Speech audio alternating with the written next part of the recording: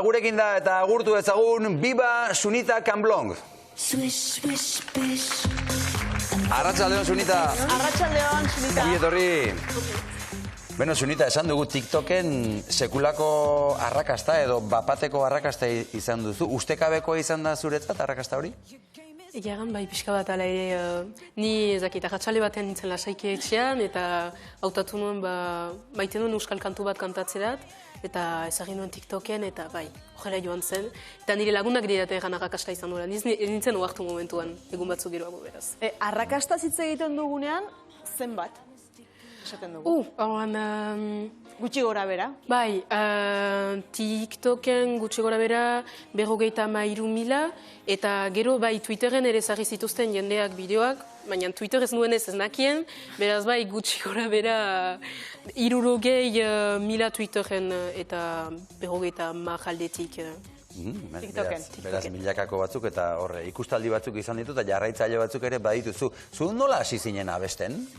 Txipidanik, gure familian kantatzea pixkat naturala dela esaten alko nuke.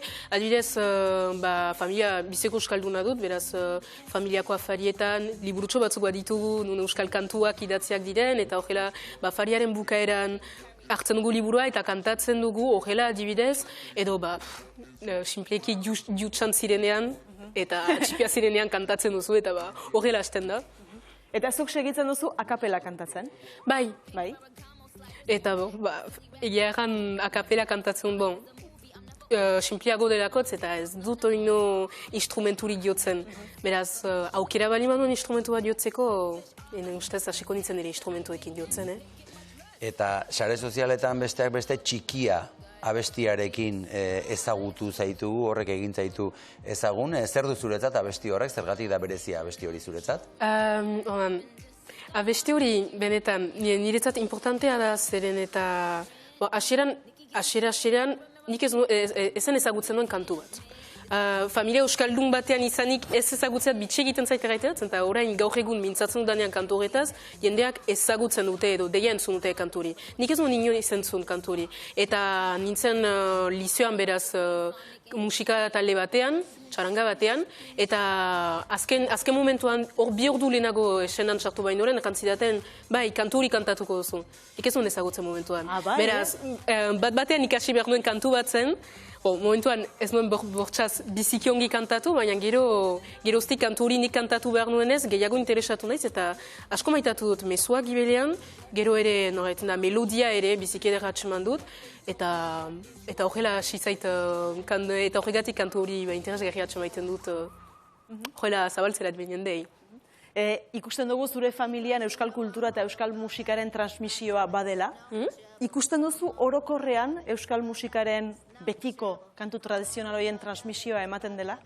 Egan nahi beta. Orokorrean, sumatzen duzu zure adinekoek, zure lagunek, txikiagoek, zaharragoek, ezagutzen dituztela garai bateko kantu horiek? Bai, ezagutzen ala ere bai.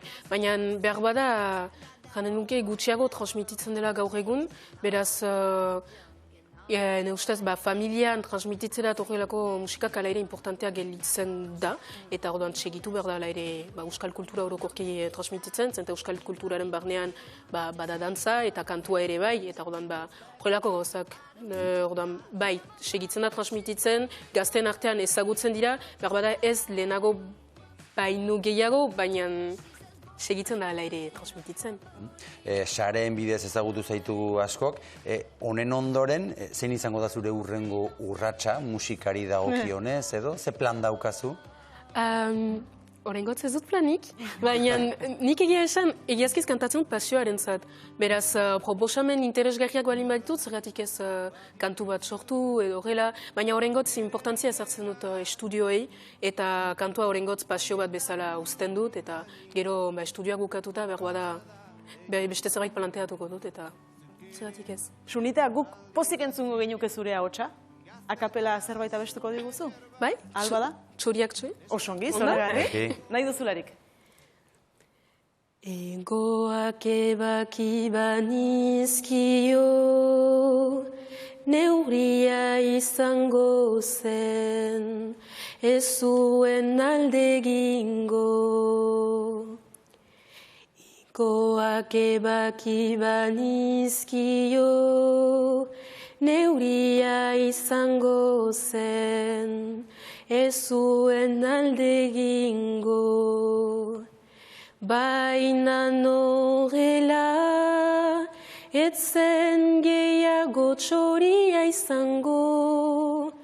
Baina norela, ezen gehiago txoria izango, eta nik txoria nuen maite, eta nik txoria nuen maite. La la la la la la, la la la la la la la la, la la la la la la. La la la la la la la la, la la la. Wow! Sunita. Sunita, mi esker. Ze polita. Ze isiltasuna platoa mapatean, Bai, denok. Goxo, begi eta oza balik utzi gaituzu. Bai, berriz ere gonbiatuko zaitu kantatzera etortzeko zu prest balin mazau, ez une balin maduzu bintzat, guk gustora hartuko zaitugu. Eskerrik asko benetan Sunita hemen izateagatik. Mi esker Sunita, urrengo arte. Nahi bizun arte. Ongi izan.